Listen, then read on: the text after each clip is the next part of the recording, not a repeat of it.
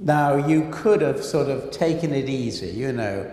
In a way, you kind of reached the peak of your career in your 30s, but from getting to know you, you're not somebody that likes to just stand still. You like to kind of get better.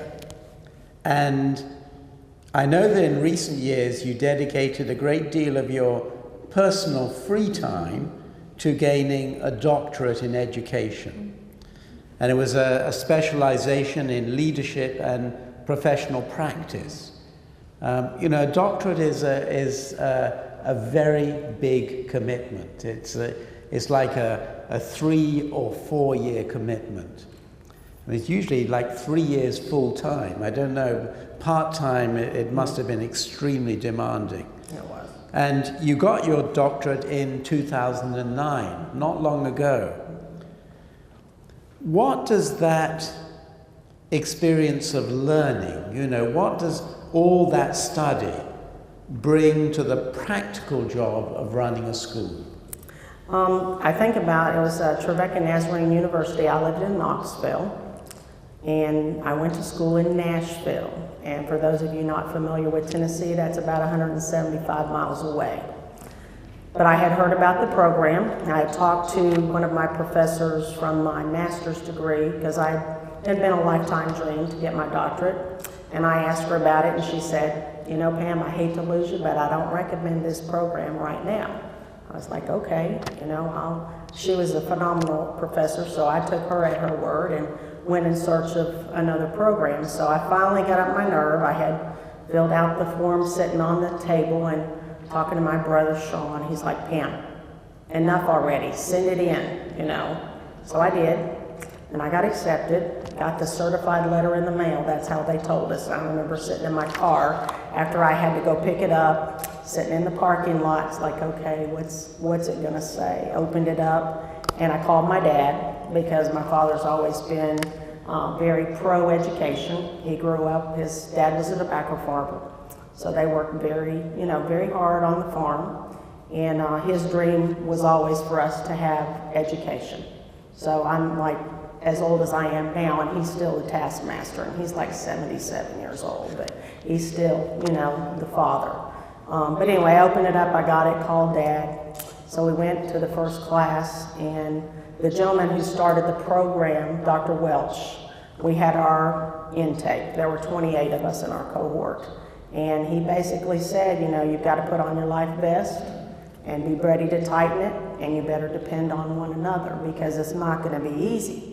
Well, if we had had any idea what we had really signed up for, as we would say often, we probably would not have signed up for it.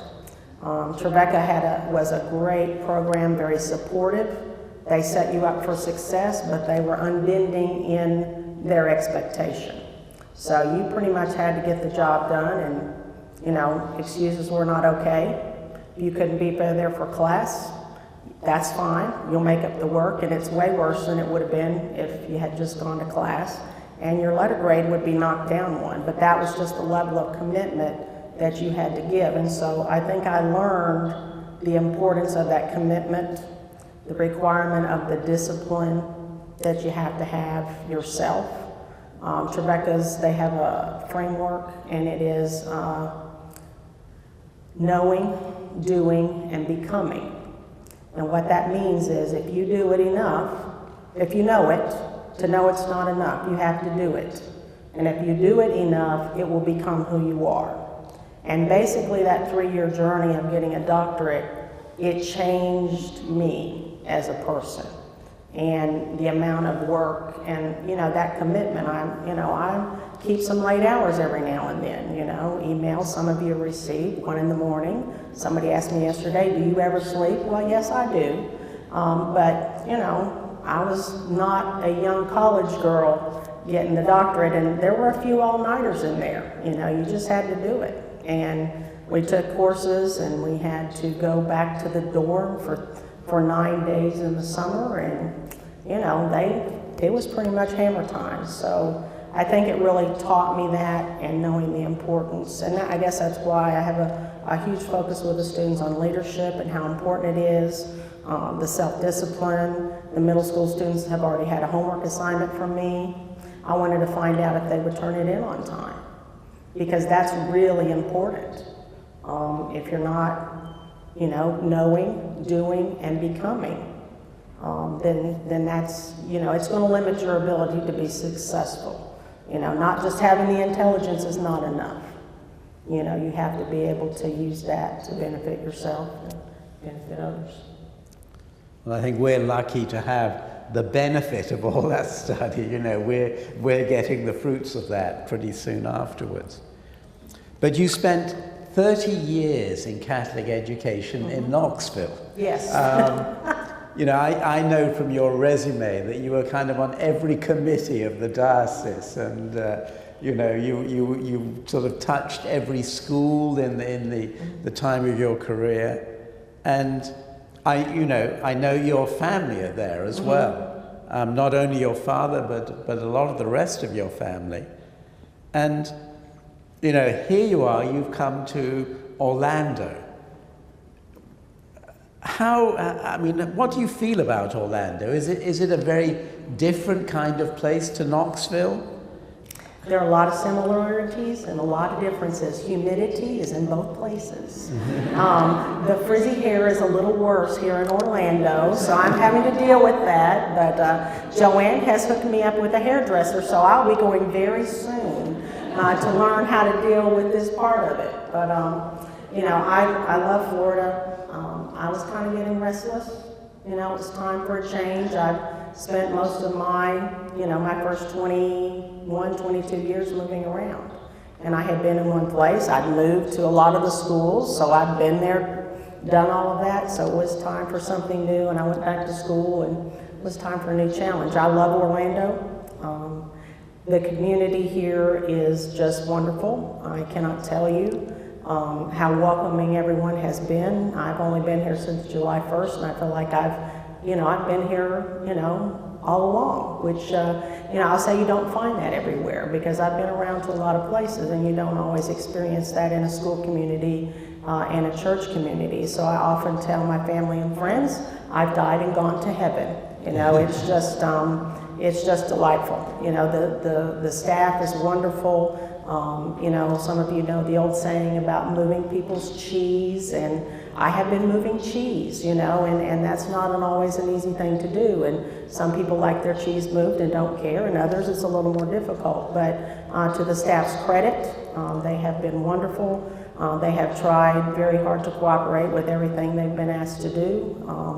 And so, I couldn't ask for any better. I told somebody the other day, I keep pinching myself. Am I going to wake up? And it sounds trite, but I have to tell you, it is sincerely from my heart. It is really, truly how I feel. And I think my family is growing because I left. I'm the oldest of 4. I'm the only girl, and I have 3 brothers and my dad.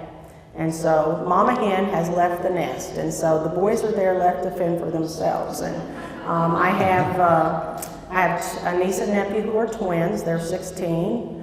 They are juniors at Knoxville Catholic High School. They started school today. They have a day off tomorrow because the underclassmen will be there, and then they'll start full-time on Friday.